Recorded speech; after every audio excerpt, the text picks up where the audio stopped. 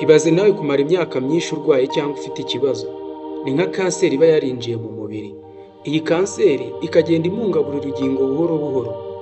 Kumara imyaka 38 urwaye, usibye n'uburwayi, hari n'igihe uhura n'ikindi kigeragezo cyangwa se umubabaro bikagutindaho cyane. Igikurikiraho nta kindi muri bene ibi bihe.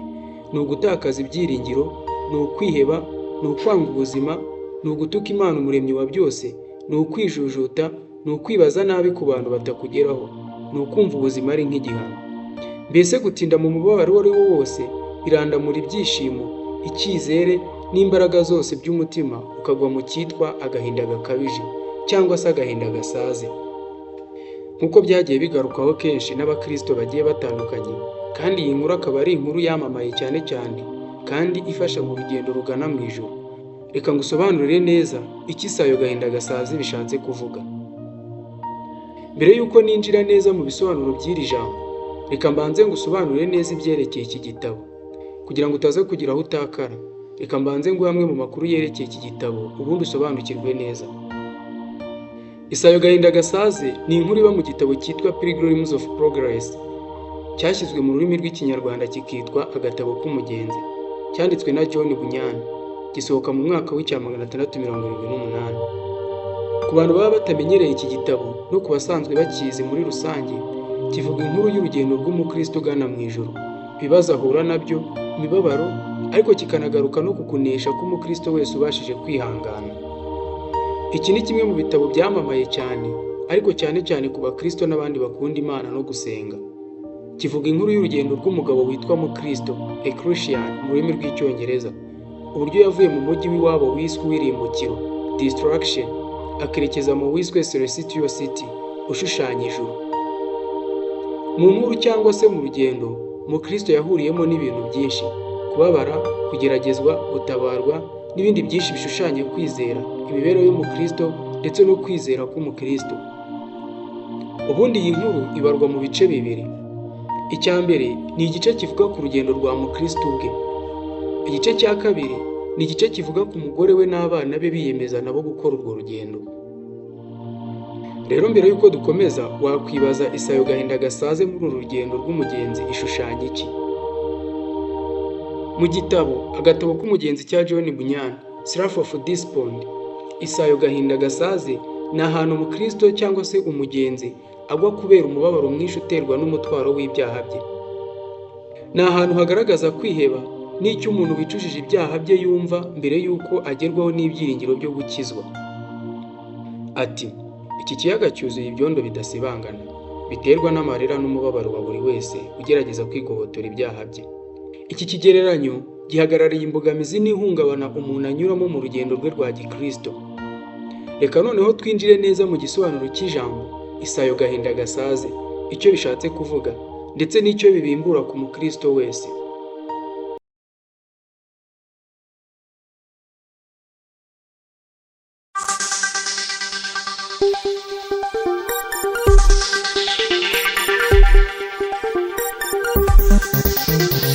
Reka twongere dutangirane n'iyi nkuru yacu nk'uko nari maze kuyikubwira hejuru. Kumara imyaka 38 urwaye, usibye n'uburwayi, hari n'igihe uhura n'ikindi kigeragezo cyangwa umubabaro bikagutindaho cyane. Igikurikiraho muri bene ibi bihe ni ugutakaza ibyiringiro, ni ukwiheba, ni ukwanga ubuzima, ni ugutuka Imana umuremyi wa byose, ni ukwijujuta, ni ukwibaza nabi ku bantu batakugeraho, ni ukumva ubuzima ari igihano. Mbese ubundi gutinda mu mubabaro uwo ari wo wose birandamura ibyiringiro, ibyishimo, icyizere n'imbaraga zose by'umutima, ukagwa mu cyitwa agahinda gakabije cyangwa se agahinda gasaze, depression. Iyi ni isayo ivugwa mu gitabo cy'umugenzi. Imeze nk'ahantu abantu benshi bafatiwe, bahatakariza ibyiringiro n'ibyishimo by'ubuzima. Yohana igice cya 5 umurongo wa 1 kugera ku wa 18, umutwe w'amagambo uravuga uti, Yesu akiza umuntu umaze imyaka 38 amugaye. Hari ibintu bitanu ngira ngo tuvugeho bidufashe neza kumva igisobanuro cy'ijambo isayo gahinda gasaze, dushingiye kuri ijambo ry'Imana dusanga muri Yohana igice cya 5. Icya mbere, hanyuma y'ibyo i Yerusalemu haba iminsi mikuru. Imirimo yari ikomeje.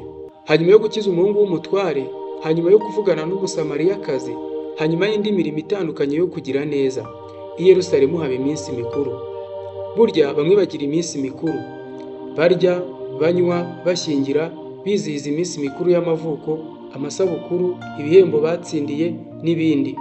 Abandi baba bari ku gisasiro, mu bitaro, ku irimbi bashyingura, birukanywe ku kazi, batsinzwe mu bizami, basohowe mu nzu z'ubukode, ingo zasenyutse, abandi bari mu bubabare butandukanye cyangwa se bihebye, n'ibindi byose bigiye bitandukanye bimeze bityo. Ariko hanyuma Kristo n'abe bakamenyera igihe cya nyacyo bagerera kuri buri wese mu mwanya arimo n'aho ari. 2. I Yerusalemu bugufi bw'irembo ry'intama hariho ikidendezi, mu ruheburayo cyitwa Betesida. Ibi bivuze iki? Bivuze ko Imana yashyizeho uburyo n'inzira nyinshi byo gukiza no kwita ku bantu yaremye. Kuva mu itangiriro, Imana umuremyi wacu yari yarihaye inshingano zo gukurikirana buri kose ku muntu yaremye ngo amererwe neza. Na n'ubu ntibyahindutse, nubwo noneho ibinyuza mu bwenge yahaye umuntu. Usomye neza amategeko yiswe ya Mose, usanga Imana yarigishaga ubwoko bwayo iby'isuku, ibyo kurya, imiti n'ibindi. Ni muri urwo rwego hano Imana yashyizeho ikidendezi cy'ubuvuzi cy'amakiriro. Harimo n'ingingo y'uburyo Imana yita ku banyamibabaro b'ingeri zitandukanye, ikabashyiriraho aho marayika wayo ashobora kubasanga akabagirira neza. Ashobora kuba mu rusengero, ariko hashobora kuba n'ahandi Imana yashyize ineza yayo. Bamwe bakahita kwa Yezu Nyirimpuhwe, abandi bakahita kwa Banguka ngo utabare, abandi bakahita kwa Bamenya, abandi bakahita uko bashaka bitewe n'amiyumvo yabo, abandi bakahita uko bahabonye. Aha harimo ingingo y'uko Imana izi agahinda n'akababaro ka buri wese, kandi nk'uko bivugwa. Amaganya, igice cya 3 umurongo wa 31 kugera ku wa 33. Kuko Uwiteka atazagira ubwo areka umuntu iteka, naho yababaza umuntu, ariko azamugirira ibambe, nk'uko imbabazi ze nyinshi zingana. Kuko atanezezwa no kubabaza abantu cyangwa kubatera agahinda. Ntekereza ko Imana yakoze. Yaremye ikidendezi, abantu bo bakacyubakaho amabaraza. Ikidendezi twanakigereranya n'itorero ry'abera bo mu isi yose, naho amabaraza akaba ano matorero cyangwa amadini dusengeramo. 3. Hariho umuntu wari ufite indwara, ayimaranye imyaka 38. Mwibaze ukuntu uyu muntu yari abaye kumara imyaka 38 urwaye. Uwarwaye iminsi 7, ukwezi, umwaka, imyaka 3, ngira ngo we yabyumvise neza uburyo bishaririye, binanije umutima, biteye agahinda. Usibye rero n'uburwayi, hari n'igihe uhura n'ikindi kigeragezo cyangwa se umubabaro bikagutindaho cyane. Igikurikiraho muri bene ibi bihe ni ugutakaza ibyiringiro, ni ukwiheba, ni ukwanga ubuzima, ni ugutuka Imana umuremyi wa byose, ni ukwijujuta, ni ukwibaza nabi ku bantu batakugeraho, ni ukumva ubuzima ari igihano. Mbese gutinda mu mubabaro uwo ari wo wose birandamura ibyishimo, icyizere n'imbaraga zose by'umutima, ukagwa mu cyitwa agahinda gakabije, agahinda gasaze, aricyo twita depression. Iyi ni isayo John Bunyani yahishuriwe arimo kwandika igitabo cy'umugenzi. Ayibona nk'ahantu abantu benshi bafatiwe, bahatakariza ibyiringiro n'ibyishimo by'ubuzima. Bitwa ba Sinagira ubuntu, ba Magorwa, ba Ngendandumwe ndetse n'ibindi. Barahifuruguta kugeza ubwo isayo ribarengera, bakiyahura cyangwa bakiyahuza ibiyobyabwenge. Nibwo uzajya kumva ukumva nk'inkuru mbi cyangwa se inkuru ibi ku muntu waririmbaga cyangwa se mwaririmbanaga ngo yiyahuye cyangwa ngo yakoze ikindi kintu kidasanzwe kandi kibi. 4. Mbese urashaka gukira? Iki nicyo kibazo Yesu yabajije umurwayi, kandi ikibazo Kristo yabajije umurwayi kirumvikana kandi kiroroshye. Nibura yakagombye kuba yarahise asubiza ngo yego ndashaka gukira. Ariko kuki uyu murwayi atashoboye guhita abonera Yesu iki gisubizo? Ahubwo dore uko yasubije: Databuja, simfite umuntu njugunya mu kidendezi, iyo amazi yihindurije nkiza undi antanga kumanukamo. Yohana igice cya 5 umurongo wa 7. Hajya hagera igihe umuntu adashobora gusobanura ibyamubayeho, ibiri kumubaho, ndetse ubwenge bugasa n'ubudakora neza. Ndetse amajwi y'amaganya n'abamukoba aba menshi muri iki gihe. Bamwe bati dore ntiyigeze akizwa, abandi bati dore ni karande z'iwanyu, abandi bati n'ubundi wabayeho wishushanya mu murimo w'Imana, abandi bati ntagatangaye hagize uwo kwa runaka utamera atya. nyir'ikigeragezo nawe ageraho akumva yaciriweho iteka, nta cyiza Imana yamuha.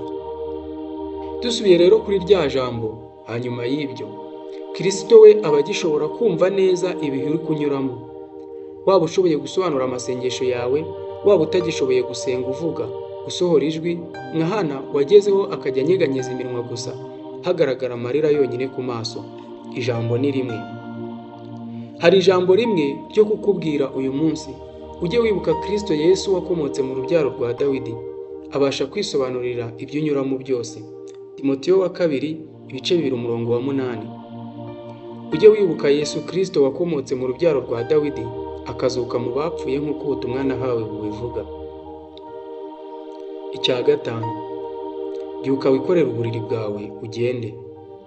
Yesu yabwiye abigishwa be ngo abantu bageze mu ijuru bazamubaza ngo, kandi twakubonye ryari urwaye cyangwa uri mu nzu y'imbohe ntitwaza kugusura? Matayo 25:45. Nawe azabasubiza ati, ndababwira ukuri yuko ubwo mutabikoreye umwe muri bene data aba boroheje bari hanyuma y'abandi, nanjye mutabinkoreye. Mu by'ukuri ibi bishatse kuvuga ko Yesu rero ari mu ishusho yanjye, n'uyu n'uriya. Ubwo nshobora, ubwo ushobora, ubwo ashobora guhagarara mu ishusho cyangwa se mu cyimbo cya Yesu nkagira uwo mbwira nti, byuka ugende. Nizo mbaraga z'abakristo nyakuri. Burya dufite ubu bushobozi twebwe abahamya ko turi abakristo w'Imana.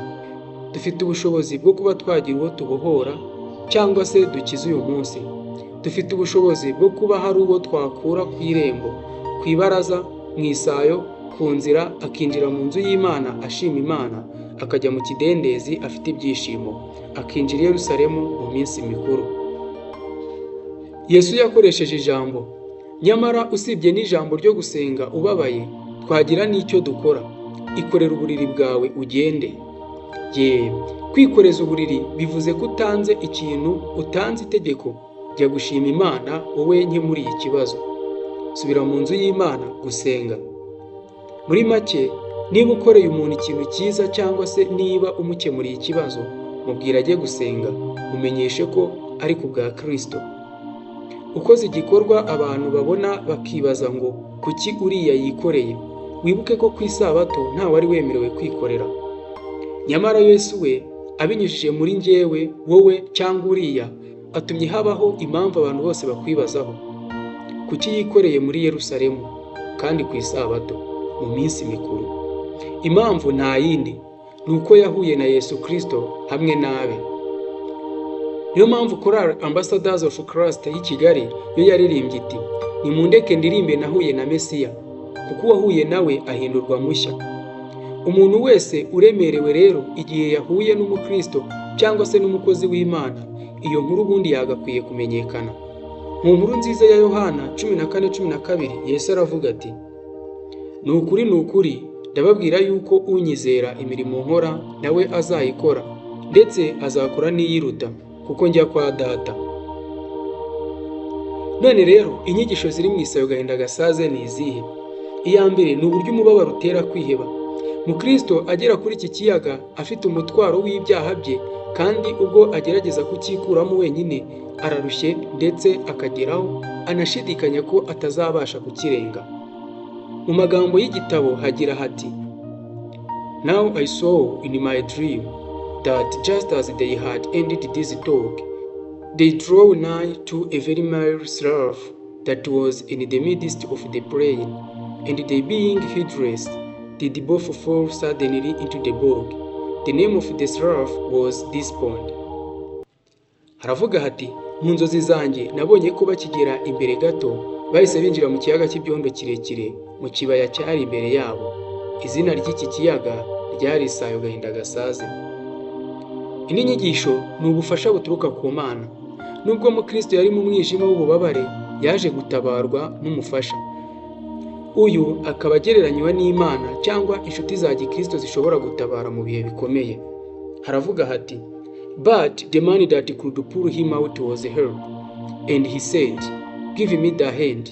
So he gave him his hand, and he drew him out, and set him upon sound ground, and bade him go on his way. Ati, ariko umuntu waje kumutaburura cyangwa se kumutabara yitwaga help cyangwa umufasha, maze aramubwira ati mpereza ikiganza cyawe, nuko aramubwira ngo komeza urugendo rwawe. Inyigisho ku mukristo. Isayo Gahindagasaze itwigisha ko mu rugendo rwa gikristo umuntu ashobora kunyura mu bihe bikomeye byo kwiheba, ariko kandi Imana itanga ibyiringiro kandi ituma twongera kubona imbaraga zo gukomeza urugendo rwacu. Isayo Gahindagasaze ni aho umukristo yageze umutwaro w'ibyaha bye wamuteye gushidikanya no kwiheba, ariko ubwo yageragezaga kwitabara wenyine yaje gutabarwa n'umufasha, byerekana ko Imana idahwema gutabara abayiringiye. Ni inyigisho yo kwihangana mu bihe bikomeye no kwizera ko ubufasha buhari igihe cyose. Iyi nkuru itwigisha ko nubwo twajya mu bihe by'umwijima no kwiheba, dushobora kubona ibyiringiro ku Mana no gukomeza urugendo rwacu rwa gikristo. Kora subscribe, utange igitekerezo cyawe hasi muri komenti kandi usangize abandi ubu butumwa. Bitewe n'uko iki gitabo cyagiye gihindurwa kenshi ndetse mu ndimi zigiye zitandukanye, biragoye kwemeza neza paje wahita ubisangaho, ariko ibyinshi usanga iyi nkuru igaragara kuri paje ya 10 kugera kuri paje ya 20. Ni Horebu Mwindaji. Mine is your brain.